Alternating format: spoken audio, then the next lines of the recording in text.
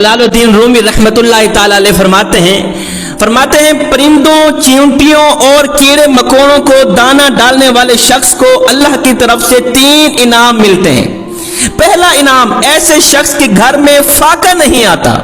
जो शख्स कीड़ों को दाना डालता है, जो शख्स परिंदों को दाना डालता है, जानवरों के साथ भलाई करता है, ऐसे शख्स के घर में गुर्बत नहीं आती, फाका नहीं आता।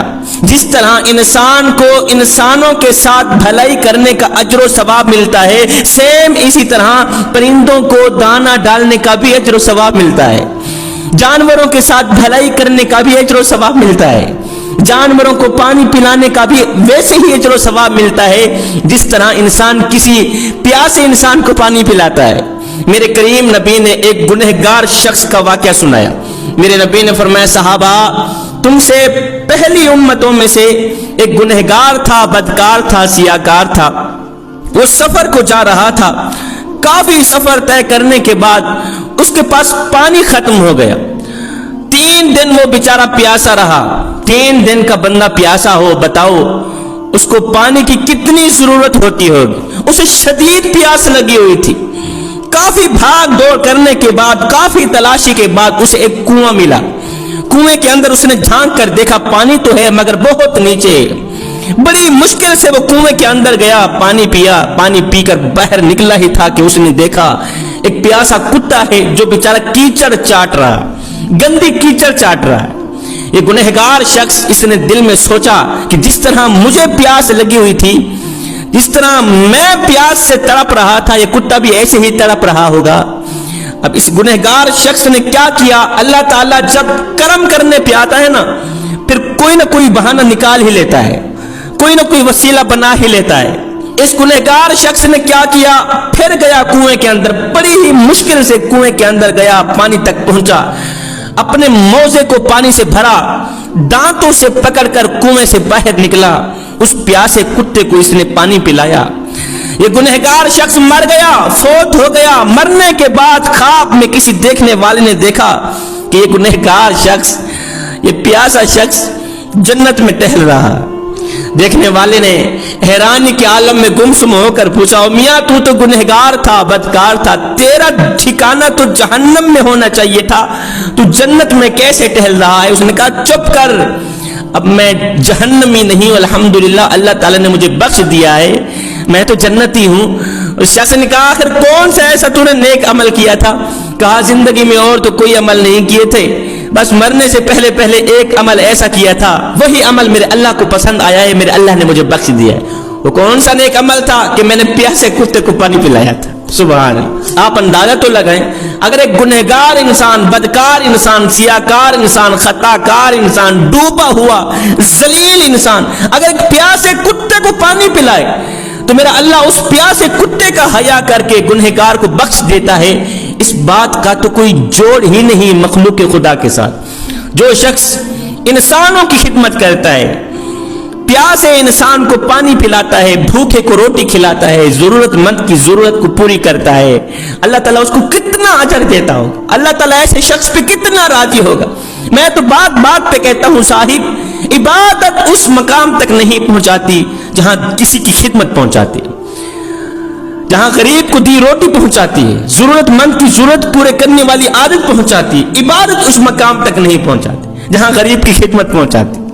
मेरे करीम नबी ने फरमाया बस वही अमल मेरे अल्लाह को इतना पसंद आया, इतना पसंद आया कि प्यासे कुत्ते का हया करके मेरे अल्लाह ने उस गुनहगार के तमाम गुनाहों को बख्श दिया। अब एक दूसरी हदीस में तस्वीर का दूसरा रुख बयान करते हुए मेरे करीम नबी ने फरमाया बनी इसराइल में से एक खातून थी जो खुद को अल्लाह के सामने बड़ी ही मकबूल तरीन खातून समझती थी।